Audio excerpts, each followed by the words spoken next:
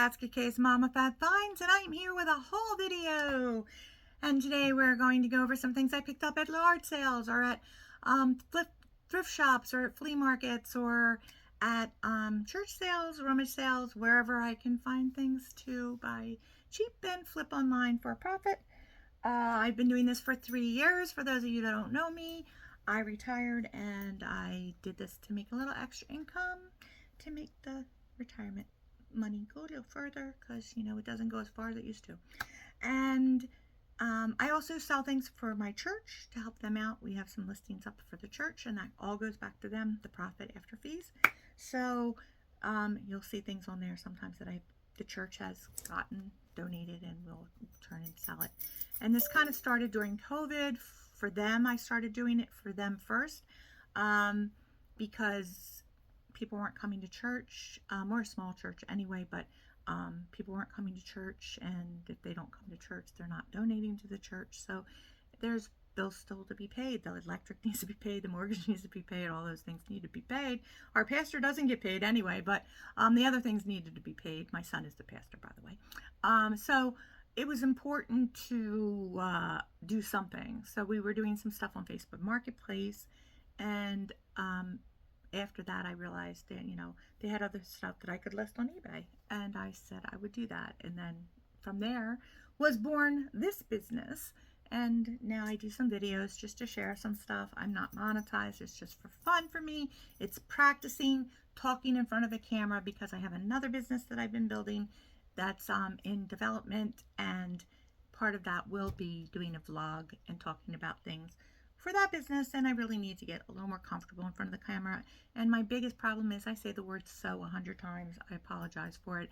I am trying to stop doing it, but it's hard.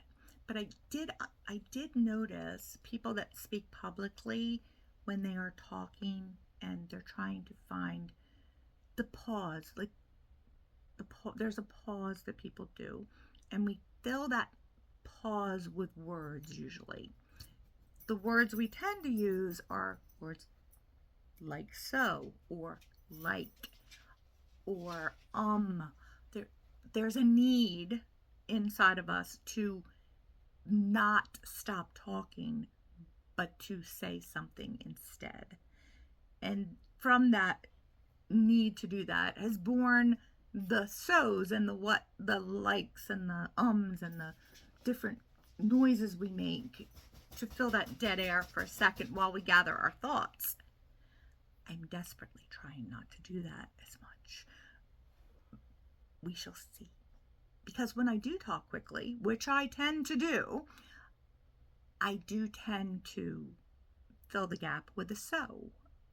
It's just a bad habit that I picked up along the way.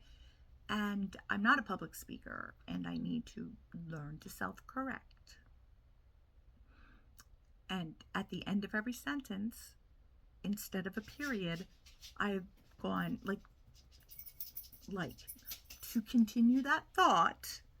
Instead of just stopping, I say so, because we're going to go to the next thought. And it's very difficult, so very difficult to stop doing that because it becomes so habitual. And there are times when you can say so in the sentence, but I'm using it out of that context, and I'm trying to not. We shall see how it goes. Anyway, to start here, we have, this is new, so see, there we go. I did it right away. And I got it at Kohl's. It is a Frankenstein Hello Kitty for Halloween, which is, at the time of this recording, you're going to see it after Halloween, but at the time of this recording was about a month before. It is currently the last week of August, I believe, or the 21st maybe, so about the last week of August. And this will be getting listed along with the other door. These are called door greeters, and I showed another one in a couple videos ago of a Christmas one that was new with tags that I picked up at yard sale, but I actually picked this up at the store. I was there the other day and they had a bunch of Halloween stuff, and she was there. They only had a couple of them. They were selling for around $40, but she was on sale, and then the sale price was reduced by 15%, and that was reduced at checkout when I paid for the things that I bought by another 30%. So I believe it was like $16.65 for her, and easily doubled up. Like, I'll easily be able to get what she originally cost for retail plus shipping, because these are very sought after. People love them, and it might go for even a little bit more than that depending on how many were around, because it's a seasonal item. It's Hello Kitty, it's Kohl's, and although there are a lot of Kohl's stores around, there's only so many that you could get, and some people wouldn't have been able to get her, and they're willing to pay more because they want her, because she's cute. And look at the little bolts on the side of her head, really cute. I'm not a big Halloween celebrator, but I like cute, not scary Halloween, so that one's adorable. Adorable! Let's see what else we have down here. Okay, those were from the last video. That means I only have this last bag and I'm done videos for a while. Woo woo! Doesn't matter. There are so many in the can that have to go out. And I only post usually on Wednesdays. Therefore, we will have plenty more content coming out in the near future. It's very tight in the box, sorry. This is a La Bien reverse painted. It's called, I believe, Four Angels. I have 3 of these listed. This one actually has its topper in the box, which is nice. For some reason, all the toppers were taken off these. Some of them didn't have toppers in the boxes. Some of them did. I bought a $1 box of glass ornaments and took the toppers off to replace the toppers. While they don't have original toppers, and I did disclose that, it worked and it solved the topper problem and was a very inexpensive fix, and I can just keep those cheap glass balls. They weren't cheap, but they're older, you know, the older glass balls. They weren't shiny brights, which are worth pretty good money usually, but they do the job. There we go. And it comes with a little green box, and this one comes with a little card as well. But I have all 4, and they're all exactly the same. The great thing about buying multi-quantities is you can do one listing, make your quantity 4, and they're all going to sell for, you know, 1 or 2 or 3 or 4 of them, and you don't have to touch the listing after that, which is nice. So I picked these up at I think the little thrift shop, for 75 cents each. They've got holly on them, but on the bottom it's Taylor, National USA. I don't know if you can see that, but I got 2 of them. This one's got gunk inside of it, needs to be cleaned, and they're older, so I believe that these probably will sell for $1.50 into them, at least $15. Certainly, I'm going to guess more than that, probably maybe $20, $24, that range. But I put the prices up here when I edit the video of when I looked them up, what they were selling for within the last 90 days. I will adjust that if I find that it's sold. Like, certain things are very rare. They don't sell. They may not have sold in 90 days. I'll have to go back and look. You can look up in eBay back to 3 years. You can look up on WorthPoint, where I have that, but I'm not monetized or anything for that. I'm not sponsoring it. But it is something that I personally felt good about paying for, because it gives you up to 10 years of listings. Plus they have information for like marks and things on certain types of um, items. I haven't found the marks thing to be as useful as I hoped it would be, to be completely honest. But there's also for like pottery, I think pottery, there's a website called Marks Project, which is free, and that also has millions of marks for pottery. I found one mark on there in all the time, and I pick up a lot of pottery, but there are a lot of pottery artists, there are a lot of pottery studios for studio pottery. There's stuff that just hasn't popped up before, so you're going to have to kind of do your due diligence. But those kinds of things can be helpful because sometimes you will find what you're looking for, and that's great, but not always, and you never know. This is Pilgrim cranberry glass. I just thought it was so pretty. I think it's like an optic swirl.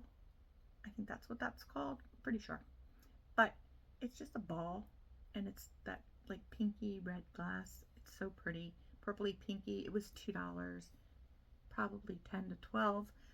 I wish it was worth more, but some glass is worth lots of money. Some glass is not worth money at all. I thought that might be really good, but it's not as good as I hoped it would be. But sometimes, you know, it goes well. Now, these are pajama bottoms. Nothing exciting about them. They're just flannel pajama bottoms. And you're thinking, Debbie, why would you pick up flannel pajama bottoms? That seems dull. Well, because they're Christian Dior flannel pajama bottoms. Who knew? And it's pajama, P-Y-jama, pajama bottoms. And they're medium, and they're in very nice condition. I mean, they have a little wear, but drawstring, men's, Christian Dior flannel pants. Who knew? But 15 to 20, easy. Maybe a little bit more. We'll see. It'll be up here in a minute. This here is a lovey. It's a little polar bear lovey on a blue fleece blanket. It's by Blankets and Beyond. That's what that little tag says. It's usually here on Blankets and Beyond ones. Blankets and Beyond does okay, but I will bet $10 to $12. It might do a little bit more, and 50 cents certainly was probably the most I paid for that guy there. And then this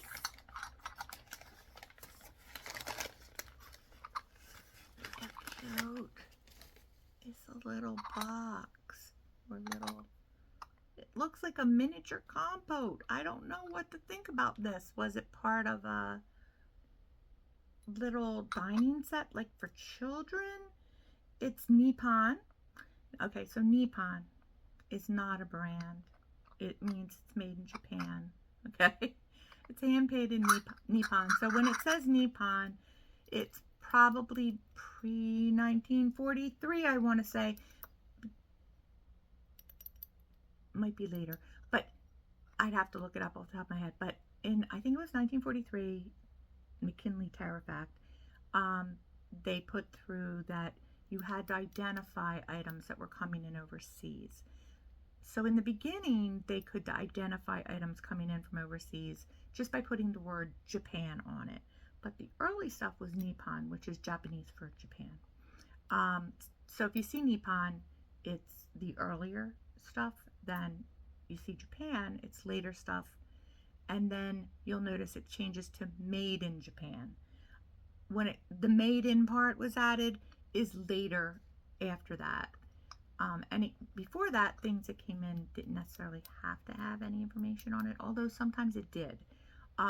But I would say this is early, either in the 40s or before the McKinley Act went into effect, because Nippon was the earliest, and then it had to say Japan in English if it was coming into the United States at some point, and then everything had to have made in front of that. And I want to say that started in the 50s, but I'm not, don't quote me on it. But the information's online. You can look it up easily if you'd like to. Everything's online if you look it up. Sorry, I'm down here looking. I'm bending because Of course, it's at the bottom of the bag. And it's a long way down there. Yes, it is a long way down. So this little guy is a nutcracker, but he's got a slit in the top of the head. I have another one that I picked up that's listed, and I'm just going to add him to that listing, so there'll be two. But he's a place card holder.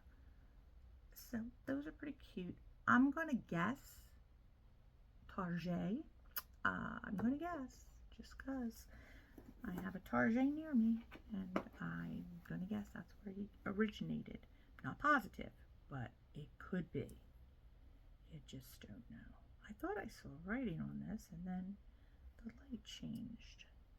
So now I don't know if there is writing on it. It's hard to tell. It just might be that there was a sticker on it at one point. But I'm going to say that I don't think he's super old, but I get a feeling he might be German just because of the way he's painted. But he's just a little wooden soldier, but he has a screw in his head, like an eyelet screw, instead of just like a wire thing, like handmade thing. So I don't think he's super old, but I know he's vintage, but he's probably like 80s, 90s old, not 50s, 60s, 70s old. But the painting of him looks German. And so he may be, or he just might be painted to look German. I have to do some research. But so for this little guy, I'm going to lot him with the other one, and it'll probably be $12 to $15 for the two of them. And this little guy, it will very much depend on what I can find out about him. But we're going to say 8 to 10. Probably more might be here. Now we have him. And I'm going to tell you, I did do a little research, but I haven't done nearly enough. His hair has got a little fuzz, but look at, he's got Lederhosen on. He's a little German doll. He's an F&B from 1966. 66? 66, I think so. It's not an 8. I think it's is it an 8? Oh my goodness, my eyes. My poor old eyes. Well, it's still morning early. Have not drunk my coffee yet. Could be that it's not my eyes, that it's just, we'll see. We're going to use the little light thing. See if I can help, if that'll help. It would if I move the hair out of the way. Oh. That doesn't help, except it's 88 or 66. So I'm going to err on the side of 88. But it could be 66. He looks older, though. It's just that the number look, it's hard to tell, even with the thing. So I'm going to do some research and see what I can find out. But he needs a little cleanup. He's got a little muck on him here and there. Was very dusty. He's in a box, an F&B box. So I think he's in his original part of his box anyway. But boy dolls do better than girl dolls, almost always. Older dolls tend to do pretty well. I don't pick up a lot of dolls, but he was really cute and different, and I think that he'll do okay, that he'll sell. He's got his little leather shoes and everything. Oh, he's even got socks in here, I think. Hold it. Look, he's got little socks. Hold the phone. That's his little shoe. Look how cute. But inside the little shoe are little red socks. His little red socks were not on. I just feel bad now that no one had. Now I wonder, does the other one have a little red sock? Because I might be like one sock Johnny over here. Because that would be sad. You know, you don't want him to have one sock. We'll have to go look in the other shoe. We'll see. Does he have one sock? Or is he a two-sock child? I don't know. You know about socks, right? You know, I have a girlfriend. She passed away from cancer many years ago now, but she used to care for my daughter when my daughter was little. Another sock. And the phenomena, any mom knows, you put pairs of socks into the washer and dryer, and you inevitably have one sock left and the other sock has magically disappeared. And we don't know where it goes. And we've all experienced this because it's something that just everybody has this happen, and we don't know why when we put two socks in that there's only one sock. Sometimes we've discovered that, like static cling, they're now stuck inside somebody's underwear, or they're in the leg of the jeans, or wherever else you watched with it. So you do your due diligence and try to see where that sock might have ran off to, and sometimes it is in there someplace else. However, you always end up with missing socks. And my girlfriend used to say that the socks went to the land for one-footed children. And I used to think that was very, not that I'm hoping there'd be children with 1 foot, but I did think it was comical that there might be a land with just children that only had 1 foot and therefore needed just one sock. And just, it was a funny notion. But of course, that was just being silly. But it reminds me every time I go in my laundry and there's only one sock, I think of my dear friend and that land of one-footed children that she used to talk about in her silliness. So that is all that I have today for you. I was going to go out this weekend and do a little thrifting, and then I didn't because I have quite a lot of stuff to list, and I mean quite a lot, and I need to get that done and get things together because 'tis the season. So my focus has been far more on trying to get things listed, and I'm using a new listing service that I paid for that is just come out. And if you watch Rockstar Flipper, you might watch him. He introduced it, and it's reasonably priced because there are other ones, like there's lots of other listings. There's one List Perfectly, which is great. A lot of people recommend it. A lot of people use it. It's great for multi-listing if you're going on lots of different platforms that you list on, like Depop and Poshmark and Mercari, Etsy. So there's lots of different ways to do that. Presently, I'm on Poshmark and eBay.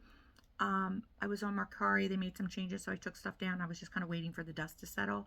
I might go back on there, but I got to tell you, 99.9% of what I sell sells on eBay. I've sold maybe 3 things in 2 years on Poshmark, and nothing ever on Etsy or Mercari. So I actually just stopped because that was, time that I didn't need to do. But I do have a cross-posting thing that I use, but you have to manually remove things when they come down or go in there and take them down, which is a little extra work, and it was free, and now it's relatively inexpensive, but compared to this. But they do auto delisting, and they offer a lot more, so you're getting a whole lot more for bang for your buck. But you have to decide, like, when your cost versus what you're making, you really have to decide whether it's worth putting the money in it, because there's lots of great reseller tools out there. There's lots of great ways for sourcing material and things like that, but every cost is coming out of your bottom line. And if you're not making a lot of money putting a lot into these things, and you're not getting a return on your investment, isn't worth it. Like, so for me to spend a lot of money to cross list to sell 3 things in 3 years, it's too much money. It's just not worth doing that. Because I want to say it was, I don't know, you can go look it up, but some things are just kind of expensive. This is a little pricier, I have to admit, but for Worth Point. But I feel like I'm getting the value out of that, looking for that. And then this particular relisting thing, it's very new. It's in beta testing right now. So there's been some glitchy stuff going on. They're working on getting that straightened out, and they've been really good and very responsive to, working out the kinks. But it's reasonably priced. They charge you per listing. So I'm really hoping, because you can load your pictures and it will create your listings. Now, eBay has a similar thing, but I have yet to be able to get it to work right. It it won't work. It just doesn't work right at all for me. Now, if you use it and it works for you, that's great. But you have to load exactly the same amount of pictures. So you can load your pictures for multiple listings. So say we'll use ties for an example. You can load pictures of ties. And when I do ties, that's why I use them as an example. All my ties have the same number of pictures. I take exactly the same pictures with ties. I take a picture of it knotted from the top, from the knot, like part of the tie. I take a picture of the pattern close up. I take a picture of the tip of the tie at the bottom from the front side. I flip it over. I take a picture of the inside of the back of the tip. I take a picture of the tag. I take a picture of the interior tag on the small end that shows you what the content of the material is. Usually it's silk, sometimes it's polyester, but usually it's silk. And then I untie the tie and I roll it, and I take a picture of the rolled tie. I take a picture of the width of the tie with the ruler on it. And those are the pictures I take. So every single tie has the same number of pictures. So for eBay, I could load all those pictures and do all ties, and it will create the AI listing language. But I don't like the AI listing language that they do. I just don't like the way they do it as much.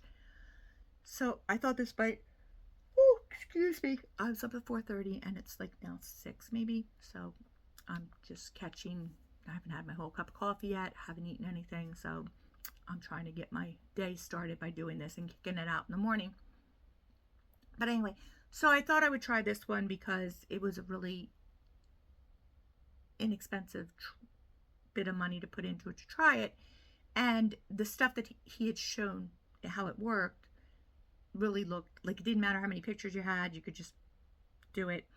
My trouble is skew. My skew is very important to me. I have to have my skew on it, and the one that I did the other day, I had a problem with my skew because my skew includes my number of the item number for me, plus the location, plus what I paid for it, plus the date I listed it. And it's all like a series of numbers, but that the code of that series of numbers is not very important to me. But even when I do that, the first time I did it, it put their skew in, which was like skew 1. And then I said, okay, well, that's no big deal. I loaded, let it go to eBay. I can go in and change it, but it froze the skew in eBay. So that does not work for me. If that's going to be how that works, that's going to be a big problem for me because I have to have my skew. I'm inventory control crazy. So, and yes, it's me, but I'm not changing this because I have a system that works for me. So I can't change that system for the program. That's not going to work at all for me. It might work for other people, but it will not work for me. So I either need to be able to surpass it and go back and add the skew after the fact manually. That's fine. I could do that. It won't take, because you can like just select them all and put them in drafts and select them all and just go down the line and go repost them. It's a couple minutes extra work. I don't mind doing that. It's not as efficient, but it's okay because I have to do it anyway most of the time. Or it has to give me a way to make it work for me within their system, which is also fine. So I'm trying a few things on there probably today again to see how it goes.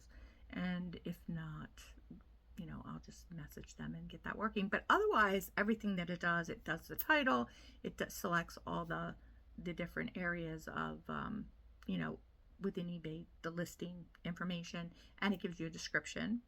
And it will pick up from your eBay store. If you do flat rate shipping, you can go in and change the shipping on your items as you go as well. So it's a little learning curve. So I only played with it a couple times, and we're going to work on that today a little bit, hopefully. But if you're interested in something like that, I believe you can probably still get into it. You can check out his video online to find out more information, because I don't have the information in front of me, but I figured I would give it a try, and I'll let you know more once I play around with it more. I've only been on it a couple times since it came back online, and they fixed some problems, early problems, and now they're tweaking it.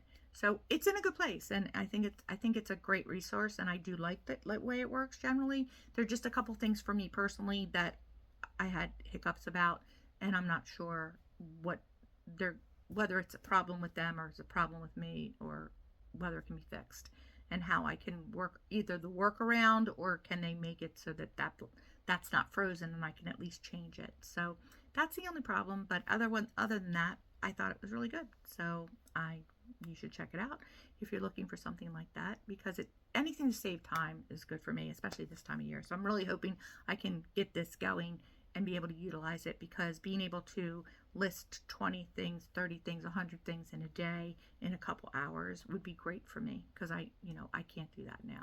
It takes a longer time than that to do it for me personally. I know for some people they can do it really quickly, but it takes me a while to do listings, because I type descriptions and I take my time and do my due diligence. So if I can get something that can kind of move it along a little faster, be great. Not to mention, half the time my phone and I take my pictures with my phone, and like I do all the work to put them in the computer on my computer. So what I've had to do is go in and put all the things that I'm going to take pictures of in the computer first, and put all the descriptions and information in there first, and save it without pictures, and then go onto my phone and add the pictures and list it from my phone, because getting my computer to take the pictures off my phone and load them, it's crazy. Some will load in 3 seconds, no problem. Other ones will like to spin for days and error, and spin for days and error, and tell me my phone's not connected, when my phone says I'm connected, my computer says I'm connected, but the eBay program says my phone's not connected, but my phone is connected. So I don't know, and I get so frustrated when I'm trying to get things done quickly and it's not working. I just have to move away from it and work on other things. And I do have so many other things to do. I hate wasting time. It makes me nuts. So I just don't like to have my time wasted. So I get very frustrated, and I just throw my hands up and find workarounds, because I can't constantly be delayed by stupid computer game problems that this person doesn't want to communicate with that person. And I'm hoping that this program that the Rockstar Flipper and his affiliates have put out will be something great. It's called, I think, e-commerce listing or something, e-commerce listers, if you're looking to find out more about it. But I hope this works for me, because it's worth it to pay a little bit per listing to not be frustrated with the process. But if it makes me more frustrated, then I'll be sad, and I'll just have to keep doing it the way I've been doing it. And that's that. And you just, I try to bless and release wherever I can. It's been a very trying few weeks personally, the blessing and releasing thing. So I've been trying to keep myself under prayer and coverage, because sometimes the world is a wild and crazy place. Not to mention, I've just had a lot of personal people that I care and love have passed away over the last 3 months, one each month. Friends, dear friends. So I'm just a little rattled. So my patience isn't quite where it usually is, because usually I'm really patient and I'm really calm and I'm really cool, and I don't get frustrated easily, and I don't let things get under my skin, and I don't let people drive me crazy. And this past couple weeks, I don't have any patience. Not much. Not terribly patient. Luckily for my kids, they don't live home right now, because I probably wouldn't have patience with them either. Although I love them, but I probably would have lost my patience with them. But I'm just a little bit more, I don't know how to describe it, but everybody knows. You go through periods where you just get very overwhelmed and just really, you're sad, or you're frustrated, or you're aggravated, and everything that piles on to that aggravation, there's only so much of that you're going to tolerate before some fuse will blow, and you'll have to let people know that you're disappointed with them. But I've been spending a lot of time, we were talking, our sermon on Sunday was about not being overcome, being overcome by, not letting yourself be overcome by evil, but overcome evil with good, and how that scripture is actually talking about letting yourself don't let yourself be overcome by evil. So even though there might be things going on in the world or in your life, or people are frustrating you, or there are evil things happening, or you're people that are just nasty human beings or whatever happening, you can't allow them to change your heart.